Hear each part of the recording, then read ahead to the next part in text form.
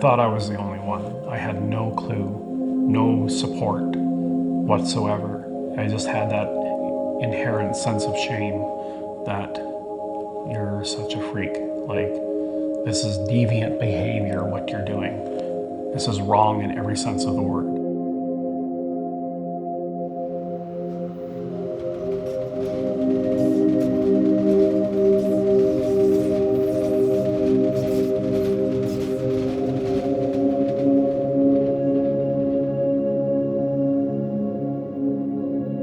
Well, I guess in the beginning, it would explain a lot of where I come from and how I came to be.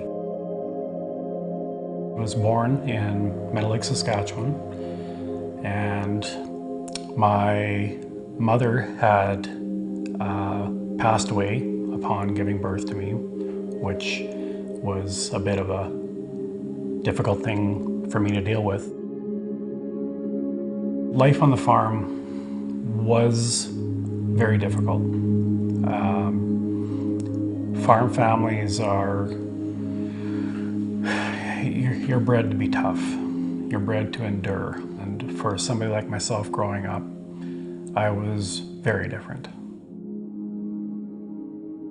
I had some female friends, and we would play with dolls and stuff like that, things that were, not not what strong young farm boys do. Humiliation was a very effective tactic to discourage that, amongst other things. And so from about the age 17 till about 21, I distanced myself from that as far as I could. In 1999, just had my first daughter, and then the following year in 2000, we had our second daughter. So now I'm a family man with children to support and responsibilities and a mortgage and everything else.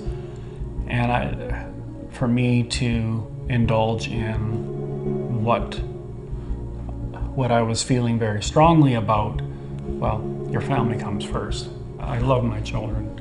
They're like the greatest thing that ever happened to me. When I left my ex in 2006, my brother passed away that fall.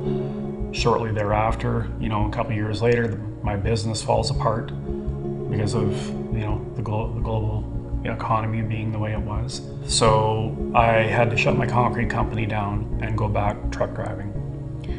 And I worked for that same company for 6 years. It was in April of 2015 that a co-worker, while I was working, he noticed that my underwear was showing.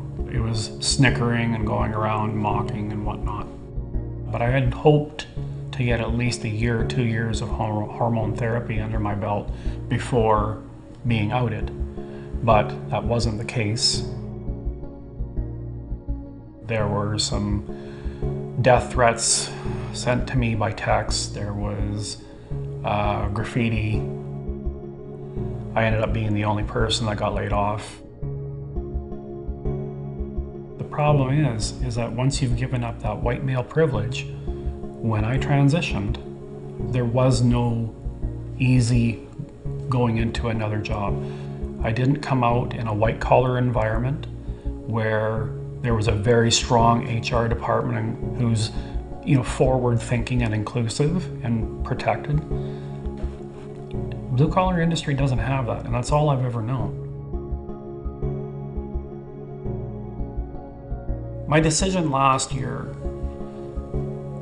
forced me to open up, forced me to start looking hard for resources, people that could support me, build up that support network.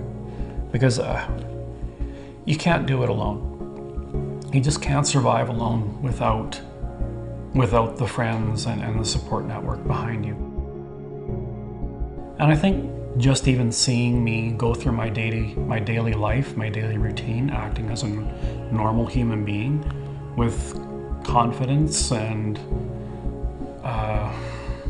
hopefully I come across as an intelligent, capable individual, then people respect that.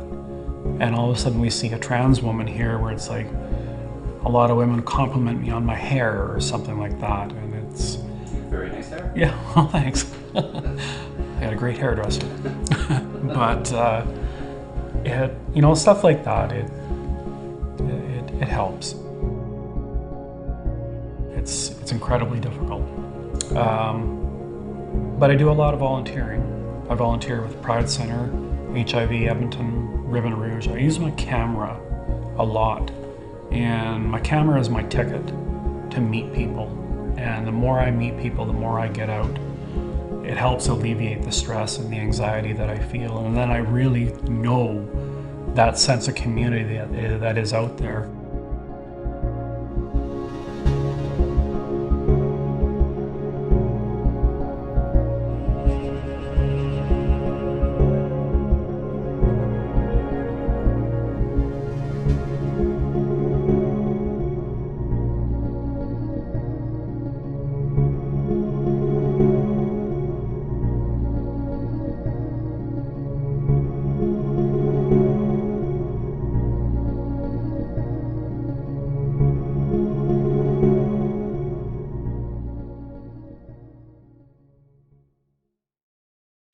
Yeah, sound rolling. Sound? Yeah, I'm rolling. Okay, action.